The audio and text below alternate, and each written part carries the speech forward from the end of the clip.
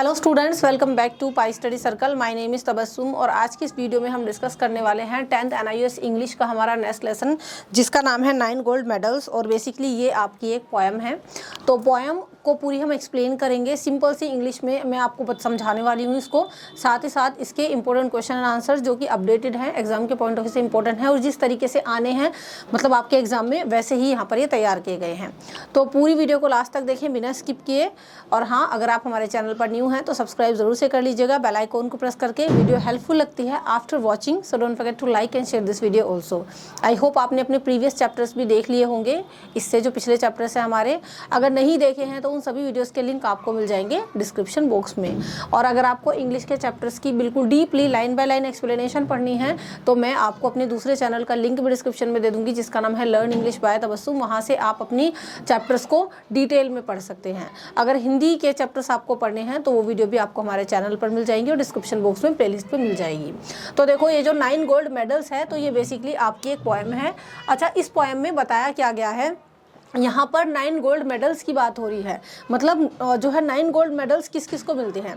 तो बेसिकली यहाँ पर ना 9 एथलीट होते हैं। टोटल कितने एथलीट? 9 एथलीट, जो कि एक रेस को दौड़ने के लिए आए हैं, इकट्ठा हुए हैं कंट्री के अलग अलग पार्ट से। तो काफ़ी टाइम तक इन्होंने मेहनत की है इस रेस को लगाने के लिए और आज इनकी जो है ये प्रतियोगिता है, मतलब इनका कॉम्पिटिशन है।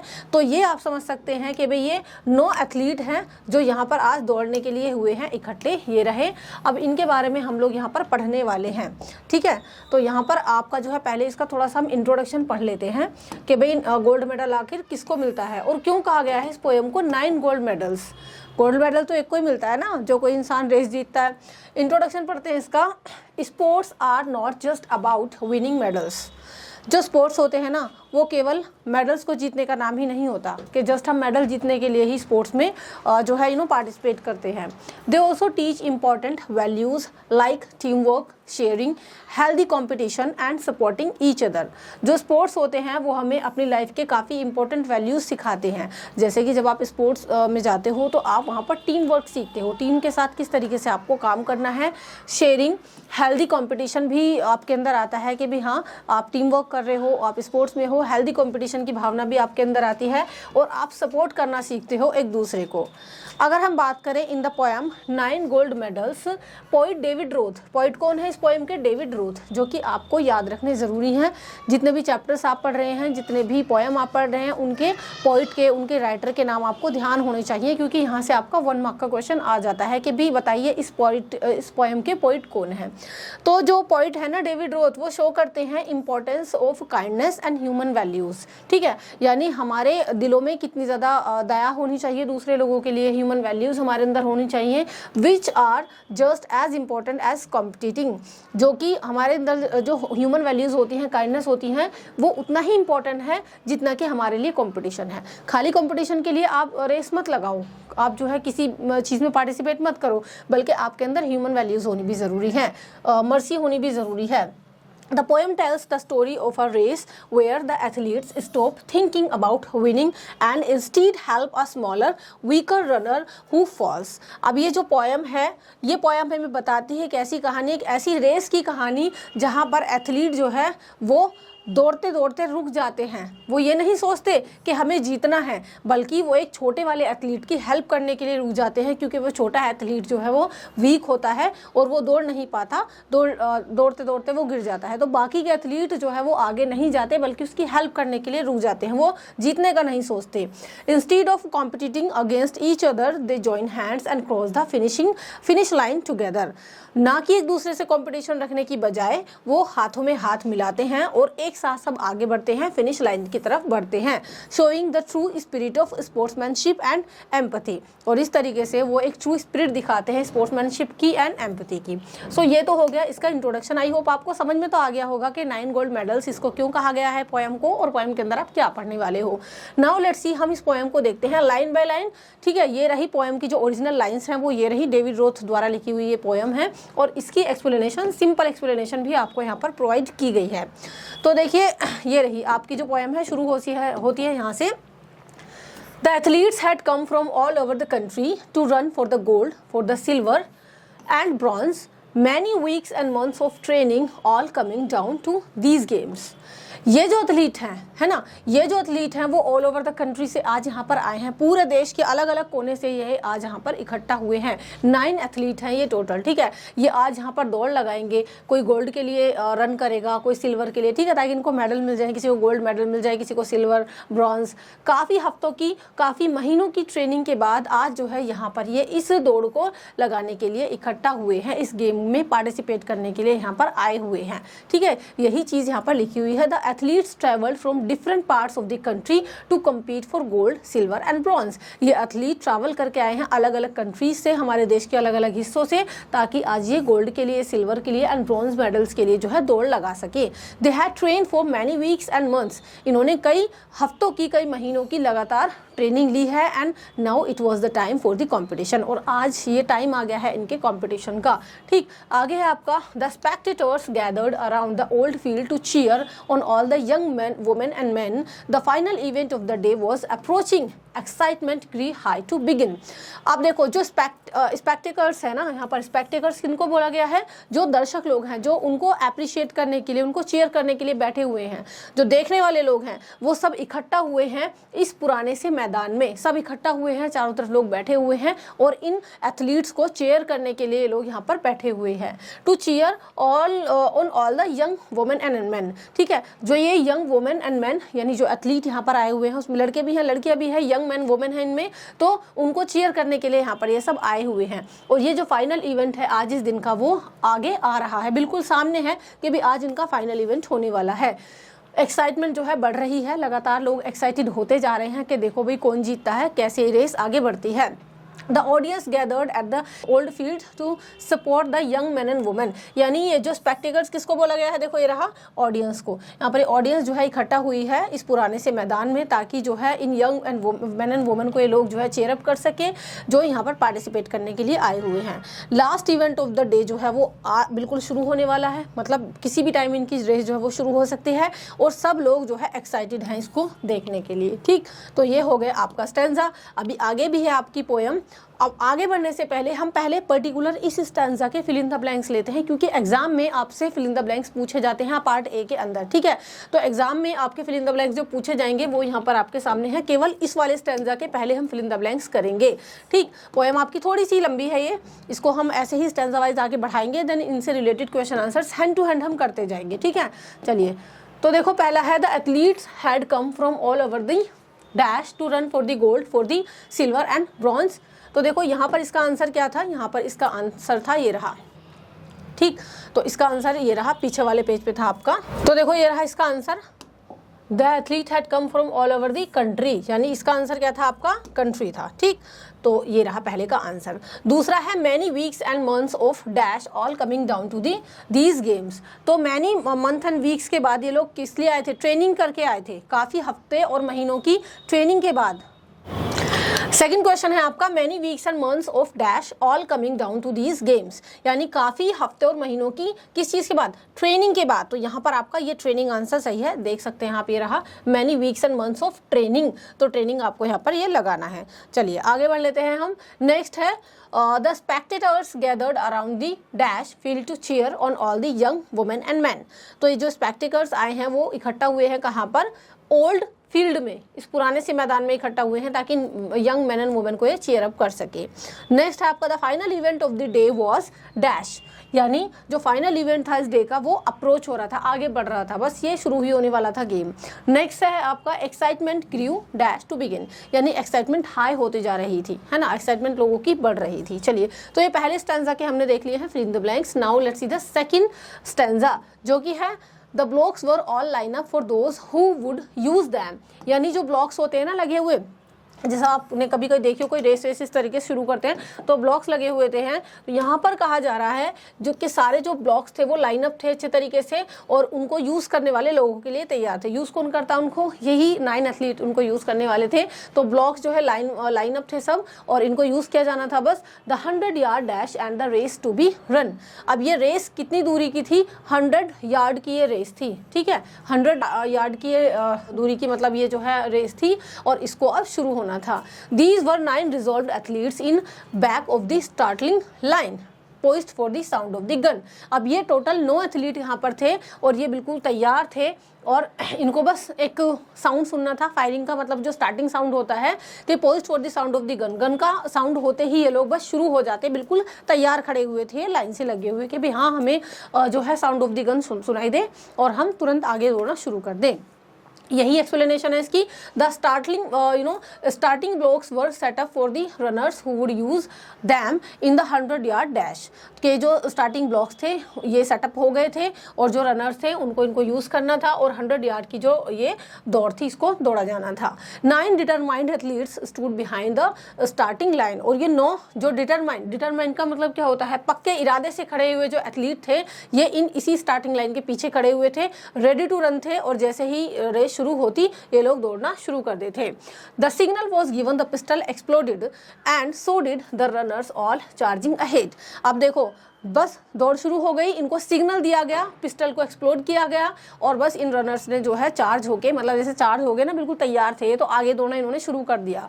बट लेकिन क्या हुआ, जैसे ही ये 9 के 9 दौड़ लगा रहे थे, द स्मॉलेस्ट अमंग दैम, इन 9 के 9 एथलीट में से जो सबसे छोटा वाला था, सबसे छोटा एथलीट, ही स्टम्बल्ड एंड स्टैगर्ड, वो लड़खड़ाया और गिर गया, ठीक है, and fall to the asphalt instead, और वो आगे भागने की बजाय वो नीचे गिर गया, लड़खड़ा कर वो गिर गया, ठीक है।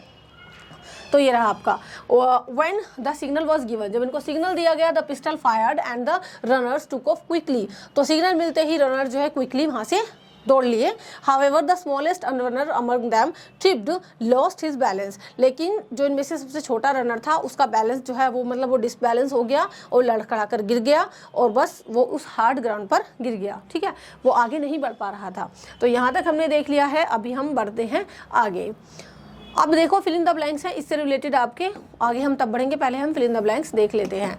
पहला है आपका the blocks for all line up for those who would dash, यानी जो ब्लॉक्स थे वो बिल्कुल लाइन अप थे और किसके लिए थे, हु वुड यूज दैम, जो उनको यूज करेंगे, यूज कौन करेगा, एथलीट्स उनको यूज करेंगे। These were 9 resolve athletes in back of the dash line, तो ये 9 रिजॉल्व एथलीट थे जो उस लाइन के स्टार्टिंग लाइन के पीछे खड़े थे, तो स्टार्टिंग यहाँ पर आपका ये आंसर है। Poised for the sound of the dash, तो किसके साउंड के लिए ये लोग इंतजार कर रहे थे, गन के साउंड के लिए, पोएम में यही बताया गया है ना। नेक्स्ट है the signal was given, the pistol dash exploded, ठीक है, सिग्नल दिया गया, पिस्टल को एक्सप्लोड किया गया। नेक्स्ट है but the smallest among them, यानी जो सबसे छोटा था इनमें, ही, वो क्या हुआ, ही स्टम्बल्ड, वो स्टम्बल्ड हुआ और स्टैगर्ड हो गया। चलिए आगे बढ़ लेते हैं।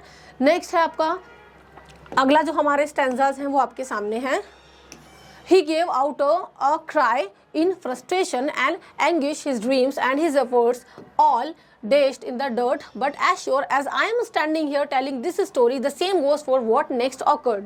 यहाँ पर देखो पॉइंट कह रहे हैं कि अब जैसे ही वो लड़का गिरा, जो छोटा वाला एथलीट था वो गिर गया, तो वो एकदम फ्रस्ट्रेशन की वजह से रोने लगा, है ना। कोई भी इंसान देखो फ्रस्ट्रेटेड हो जाएगा, उसको बड़ा दुख हुआ, वो सैड हो गया, फ्रस्ट्रेटेड हो गया कि इतने टाइम तक मैंने मेहनत की और मैं गिर गया जिस दिन मेरा फाइनल इवेंट था, ठीक है, तो वो बहुत ज़्यादा फ्रस्ट्रेशन से भर गया। उसके जितने भी ड्रीम्स थे, उसके जितने भी एफर्ट्स थे, अब तक उसने जितने सपने देखे थे वो सारे आज धूल में मिल गए, उसको ऐसा लगा, ठीक है।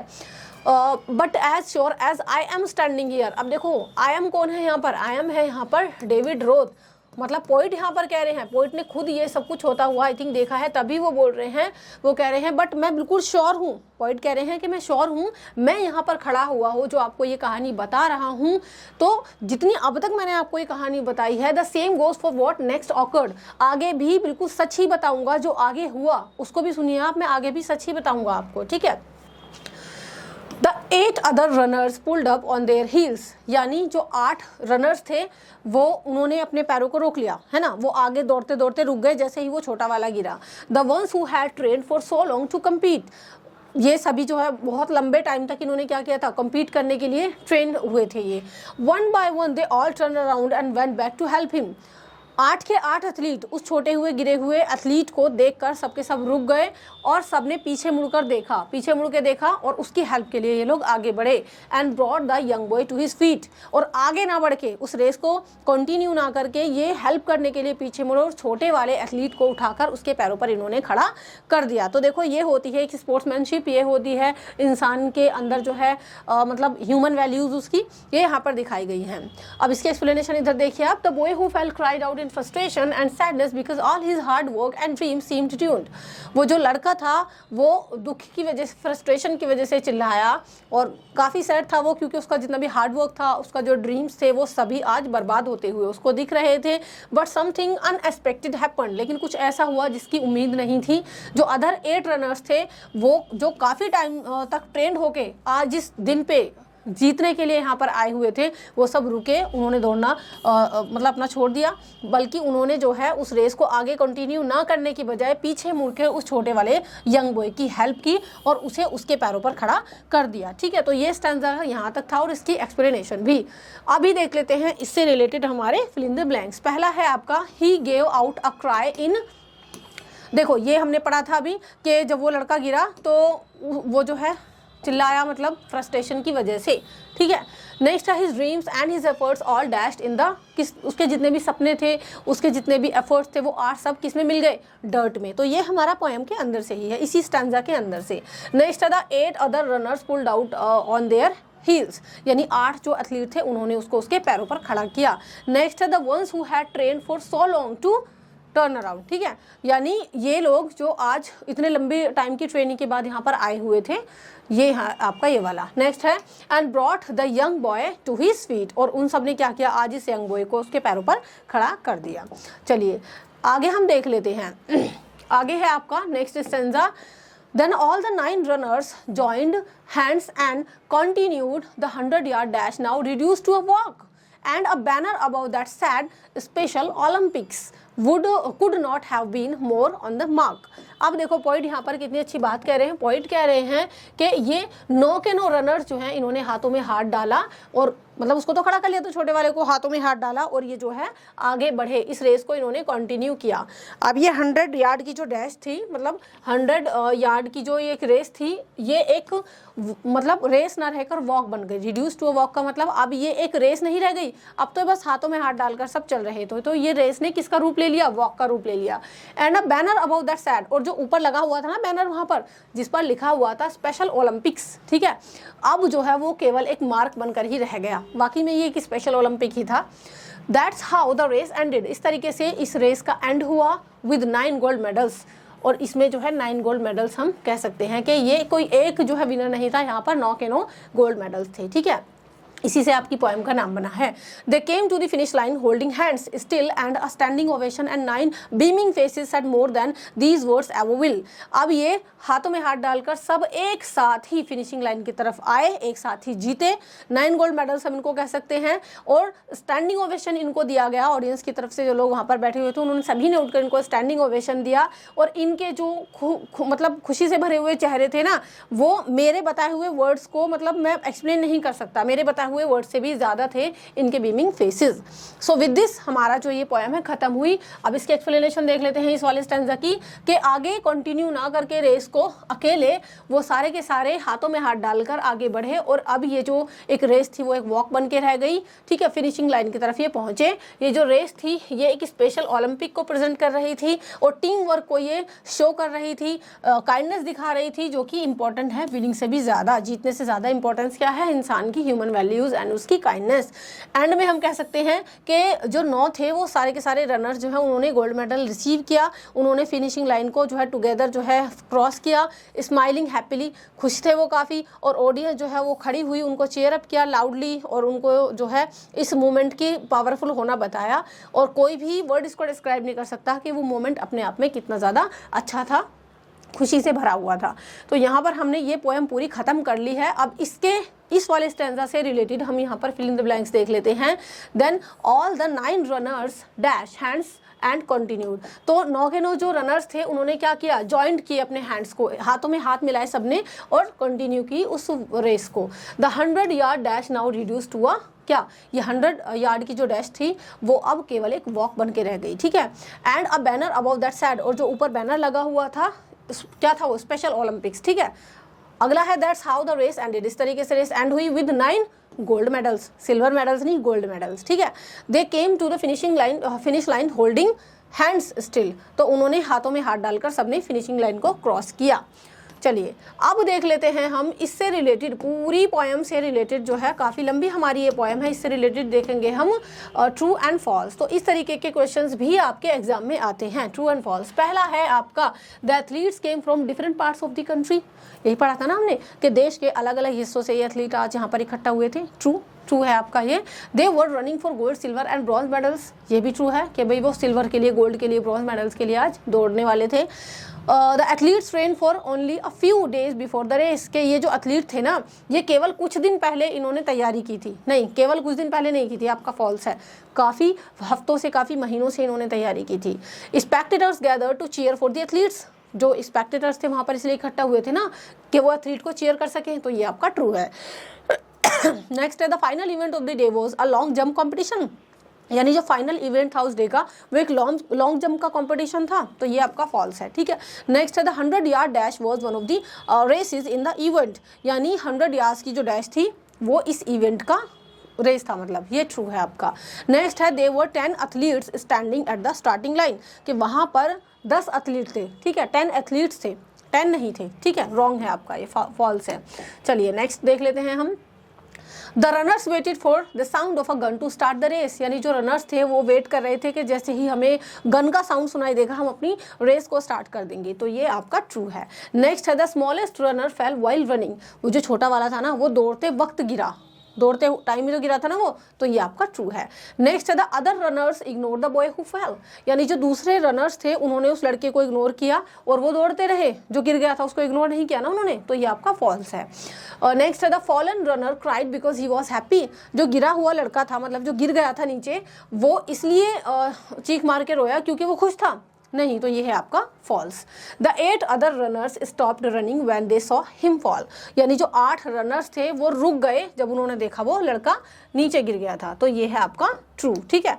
चलिए अगला है आपका कि भाई the runners turned back to help the fallen boy, यानी जो वो रनर्स थे वो पीछे मुड़े ताकि वो उस नीचे गिर गए लड़के की हेल्प कर सके, तो ये है आपका ट्रू। नेक्स्ट है, they left the boy behind and continued the race, यानी वो उस लड़के को पीछे छोड़े और उन्होंने अपनी रेस को कंटिन्यू किया, तो ये है आपका फॉल्स। नेक्स्ट है, all 9 runners joined hands and walked together, यानी 9 के 9 एथलीट ने अपने हाथों में हाथ डाले सबने और उन्होंने एक साथ वॉक किया, तो ये है आपका ट्रू। ठीक है। चलिए आगे देख लेते हैं हम। The banner above said special Olympics, यानी जो बैनर था ऊपर जिस पे लिखा हुआ था स्पेशल ओलंपिक्स, तो स्पेशल ओलंपिक ही लिखा हुआ था ना, ये आपका ट्रू है। नेक्स्ट है, only 1 athlete won the gold medal, केवल एक एथलीट ने गोल्ड मेडल जीता, ये आपका फॉल्स है। ठीक है, 9 के 9 थे हमारे गोल्ड मेडलिस्ट।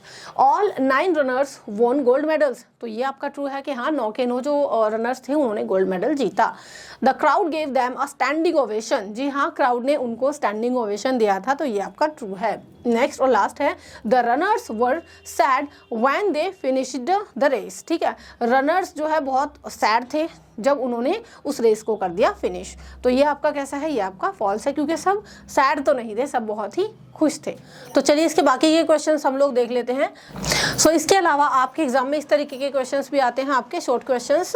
पहला क्वेश्चन है आपका, what was the scene at the old ground, तो ओल्ड ग्राउंड के पास जो है क्या सीन चल रहा था, मतलब ओल्ड ग्राउंड में क्या सीन चल रहा था। आपको पता है, आपने पूरी पोएम पढ़ी है कि ओल्ड ग्राउंड में एक रेस लग रही थी, 9 एथलीट जो है वहां पर रेस लगाने के लिए खड़े थे। The spectacles had gathered round the old ground to cheer the athletes, यानी दर्शक लोग वहां पर इकट्ठा हुए थे ताकि वो एथलीट को चीयर कर सके, और एक्साइटमेंट बहुत ज़्यादा बढ़ रही थी जैसे जैसे ये इवेंट आगे बढ़ रहा था और शुरू होने वाला था। नेक्स्ट क्वेश्चन है आपका, what happened as the race begin, यानी क्या हुआ जब रेस शुरू हुई, रेस के शुरू होने पर क्या हुआ। इसका आंसर है, as the race begin one of the 9 contestants who was the smallest among them fell down, यानी जैसे ही रेस शुरू हुई तो उन 9 कंटेस्टेंट्स में से जो सबसे छोटा वाला था वो गिर गया।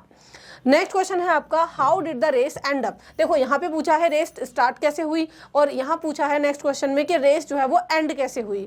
The race ended up with all the 9 contestants walking hand in hand to the finishing line, यानी जब इस रेस का अंत हुआ, लास्ट हुई ये रेस, तो इसमें 9 के 9 एथलीट एक दूसरे के हाथ में हाथ डालकर आगे बढ़े और फिनिशिंग लाइन की तरफ वो आगे बढ़े। दे ऑल इमर्ज्ड विक्ट्रीज, तो इस तरीके से 9 के 9 जो एथलीट्स थे उन्होंने जो है जीत हासिल की। सो विद दिस मैंने आपको इस चैप्टर की पूरी जो है मतलब इस पोएम की पूरी एक्सप्लेनेशन आपके साथ डिस्कस की है। साथ ही साथ हमने ये भी देखे हैं कि क्वेश्चन आंसर्स आपके किस किस टाइप के आते हैं। आई होप आपकी अच्छे से प्रैक्टिस हो गई होगी। वीडियो को लास्ट तक देखने के लिए थैंक यू सो मच। अगर आपने अभी तक प्रीवियस चैप्टर्स नहीं देखे हैं तो सभी वीडियोस का लिंक आपको डिस्क्रिप्शन बॉक्स में मिल जाएगा, और साथ ही साथ हिंदी के चैप्टर्स के लिए भी आप हमारे चैनल को विजिट कर सकते हैं। अगर आपकी थोड़ी सी भी हेल्प हुई है तो आप दूसरे बच्चों की हेल्प कर सकते हैं। इस वीडियो को शेयर करके चैनल को सब्सक्राइब करके जाइएगा। एंड हाँ, अगर आपको जो है ऑनलाइन क्लासेस में एनरोल करना है, आपको solve assignment, solve TMA, practical, ये सारी चीज़ें चाहिए, तो उसके लिए हमारा ऐप है which name is pi study circle. उसका लिंक डिस्क्रिप्शन में मैं आपको दे दूंगी, वहाँ से आप ये सारी चीज़ें ले सकते हैं। और अगर आपको PDF वगैरह चाहिए, ये पूरी PDF चाहिए, so you can also join our Telegram channel, जिसका लिंक डिस्क्रिप्शन बॉक्स में है। और हर एक चैप्टर को मैं लाइन बाय लाइन पढ़ा रही हूँ आपके इस इंग्लिश के चैप्टर्स को learn English by Tabassum channel पर, उसको भी सब्सक्राइब कर लीजिएगा, उसका लिंक भी डिस्क्रिप्शन बॉक्स में है। So see you in the next video, till then keep study in pi study. Thank you so much and good bye.